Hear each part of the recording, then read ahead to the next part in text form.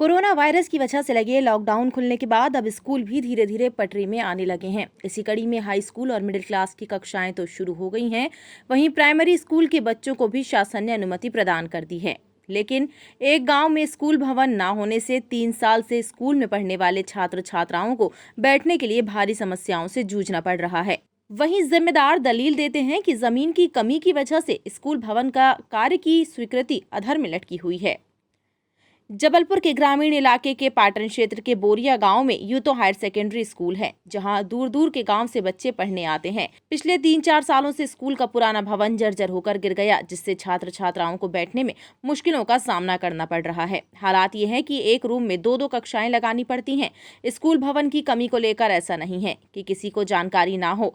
विधायक से लेकर कलेक्टर, विभागीय अधिकारी सभी को स्कूल भवन ना होने की जानकारी दी गई। बावजूद इसके शासन प्रशासन गहरी नींद में सोया हुआ है और छात्र छात्राओं को मुश्किलों का सामना करना पड़ रहा है। स्कूल में पढ़ा रही शिक्षिकाओं का कहना है कि भवन की कमी हमेशा से रही है। बच्चों को बैठने नहीं मिलता, जिससे उनकी पढ़ाई बाधित होती है। अनेक बार विभागीय अधिकारियों को लिखित में आवेदन दे चुके हैं।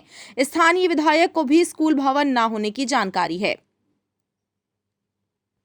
बाइट प्रभा सिंह स्कूल प्राचार्य, सेकेंड बाइट अनीता सिंह शिक्षिका, थर्ड सरोज विनोदिया शिक्षिका। बहरहाल लगभग 3 साल से भवन ना होने का दंश झेल रहे बच्चे विधायक से लेकर कलेक्टर तक शिकायत कर चुके हैं और भवन के लिए आवेदन कर चुके हैं, लेकिन किसी ने उनकी आज तक नहीं सुनी।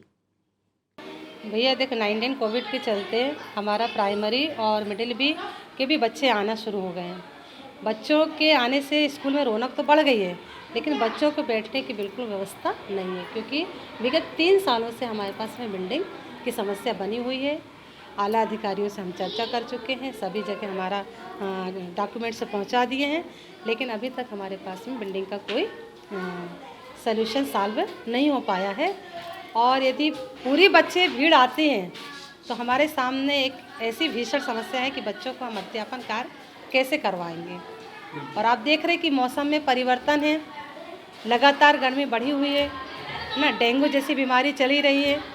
तो बहुत दिनों से कमरे हमारे सील थे, जो भी कमरे हमारे पास उपलब्ध हैं, तो कहीं ना कहीं मच्छरों का प्रकोप भी बहुत ज़्यादा है और यहाँ पर किसी प्रकार की ऐसी व्यवस्था नहीं हो पा।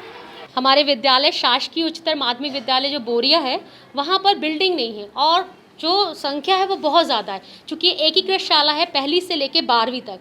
और बच्चों को मतलब इतनी ज़्यादा जहाँ बच्चे आते हैं संख्या में, तो उतनी जगह नहीं हो पाती है। और कोविड का टाइम चल रहा है, डिस्टेंस में बैठाना है बच्चों को, तो मिडिल प्राइमरी की बिल्डिंग में हमारे हाई सेकेंडरी की बिल्डिंग भी लग रही है, हमारी हाई स्कूल की बिल्डिंग भी लग रही है। तो बहुत ही दिक्कत भरी स्थिति में हम लोग यहाँ पढ़ाते हैं।